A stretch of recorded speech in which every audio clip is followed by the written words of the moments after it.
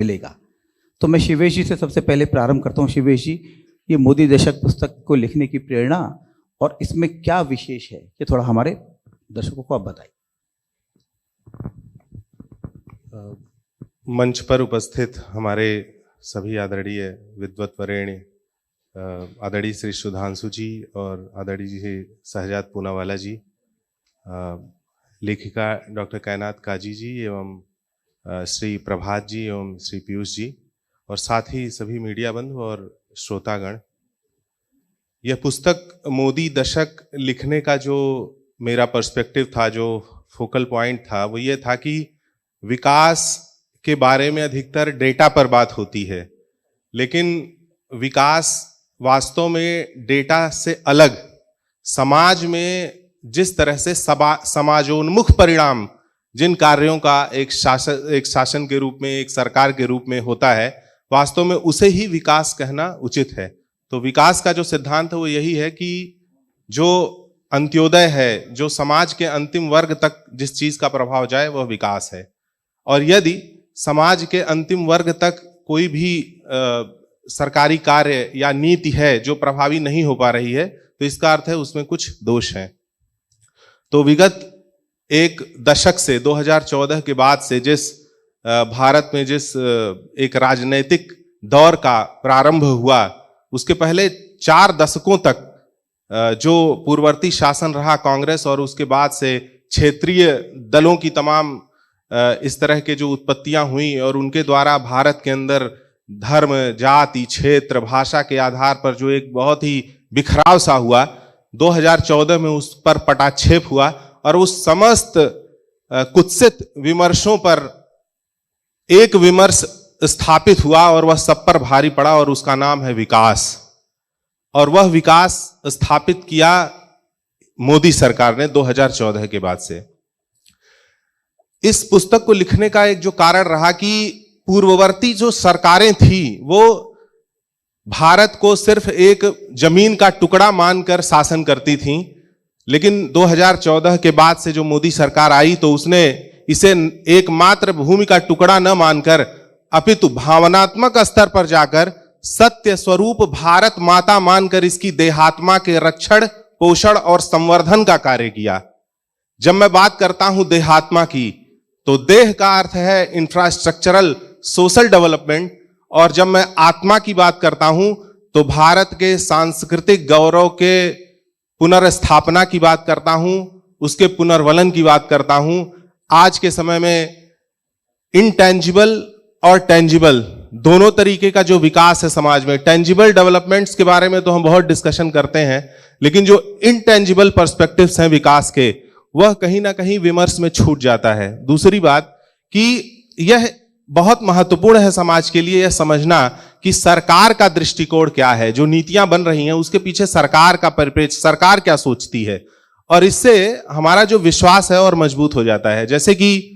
पहले का जो विमर्श था राजनीतिक, वह जातियों पर, कोटे पर, बहुत सारे ऐसे विषयों पर आधारित था। लेकिन जिस प्रकार से एमएसएमई के क्षेत्र में मोदी सरकार ने विकास के नए प्रतिमान गढ़े हैं, ओडीओपी के द्वारा प्रत्येक जनपद को एक एक्सपोर्ट हब बनाने की दिशा में कार्य हो रहा है, तो इससे बहुत बड़ा व्यापक जो विमर्श है गांवों को मजबूत करने का। देखिए, देश की आजादी के बाद से गांधी जी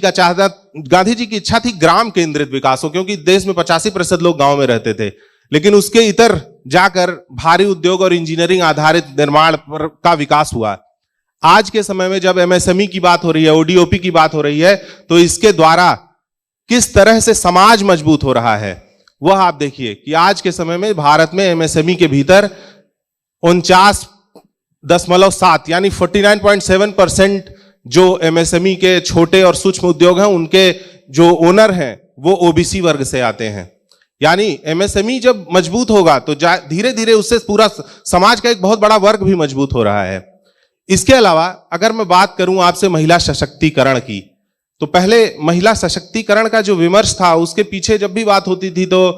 कॉरपोरेट और ये सारी चीजों को एक दिमाग में ऐसी छवि बनी हुई थी कि यहां से महिला सशक्तिकरण आता है। लेकिन 2014 के बाद देश का विमर्श यह बदला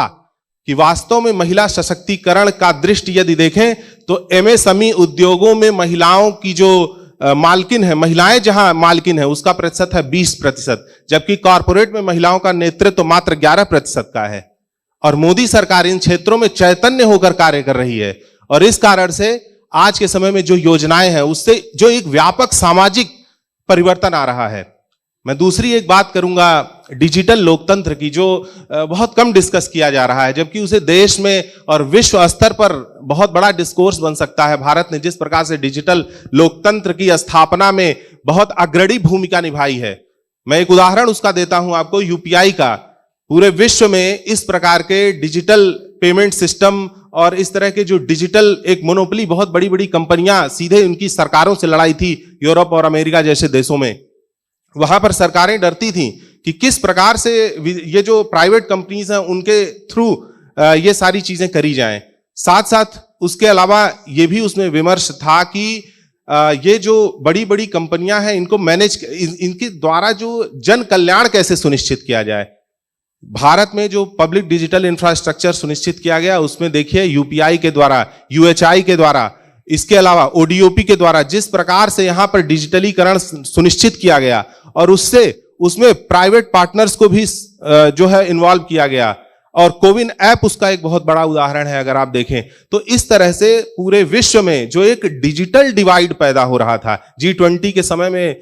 मोदी सरकार ने जिस तरह से कहा कि हम छोटे देश, जो विश्व के छोटे देश हैं, उनके अंदर भी इस डिजिटल डिवाइड को खत्म करेंगे, हम अपने एक सॉफ्ट पावर के द्वारा उनको डिजिटली जो है एम्पावर करेंगे। तो इस प्रकार से भारत का जो ये डिजिटल लोकतंत्र है वह पूरे दुनिया में एक आशा की किरण है।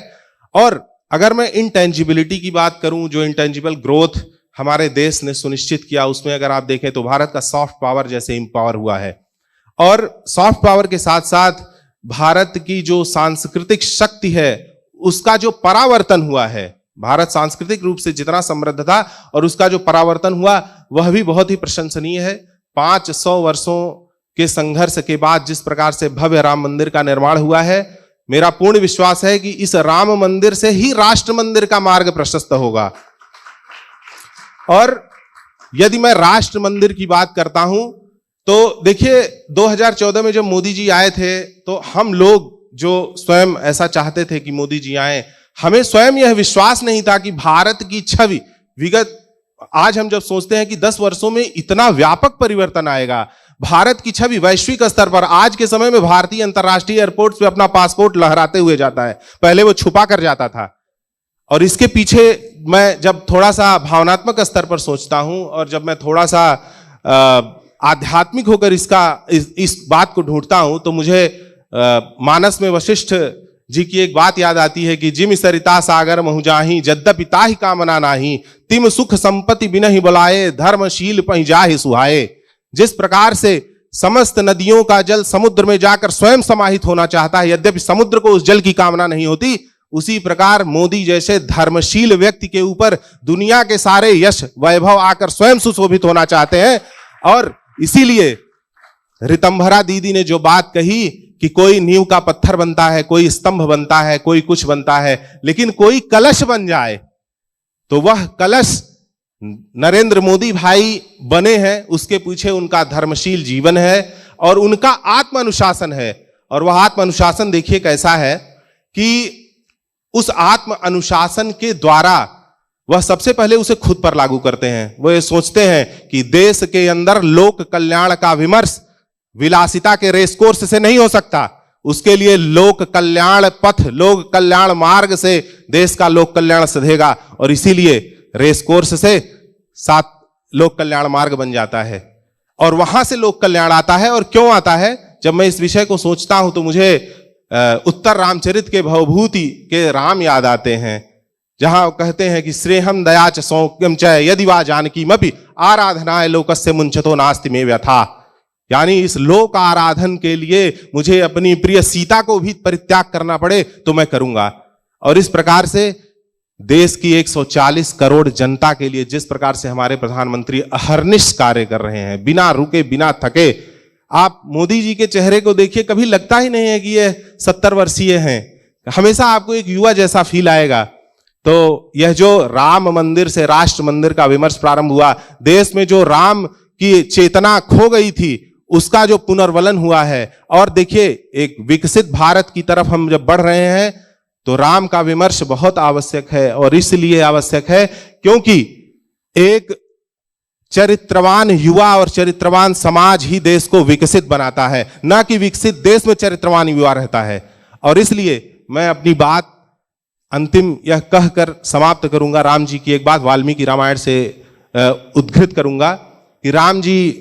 एक विमर्श आता है, एक चर्चा आती है, एक श्लोक है वाल्मीकि रामायण में कि मय्येव जीर्णताम यातु यत्त्वयोपकृतं हरे नरः प्रत्युपकारार्थी विपत्तिम अभिकांक्षति। जब हनुमान जी सीता जी का पता लगाकर आते हैं राम जी के पास और सब बताते हैं,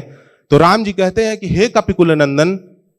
मैं ये जो तुमने मेरे ऊपर उपकार किया है यह मेरे अंदर ही जीर्ण हो जाए, मुझे प्रत्युपकार का अवसर ही ना आवे। क्यों ना आवे? क्योंकि प्रत्युपकार की कामना करने वाला व्यक्ति अपने उपकारी के विपत्ति की कामना करता है कि जब वह विपत्ति में आएगा तब मैं उसके ऊपर उपकार करूंगा। और इसलिए भगवान राम का चरित्र और जीवन हम अंगीकृत करेंगे,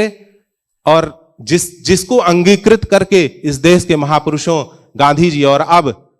नरेंद्र मोदी जी को हम देख रहे हैं। तो इस प्रकार से मैं यहीं पर अपनी बात विराम करूंगा कि जिस हम भारत के सांस्कृतिक और आर्थिक सामाजिक परावर्तन की बात सोच रहे थे, कल्पना कर रहे थे, आज हम उसको अपने आंखों से देख रहे हैं। और मुझे इस बात का बड़ा ही संतोष है कि हम विकसित भारत में बूढ़े होंगे, और इसके लिए हम सभी को अपना प्रयत्न करना चाहिए। इसी के साथ मैं अपनी वाणी को विराम दूंगा। सादर जय जय सिया राम। धन्यवाद शिवेश।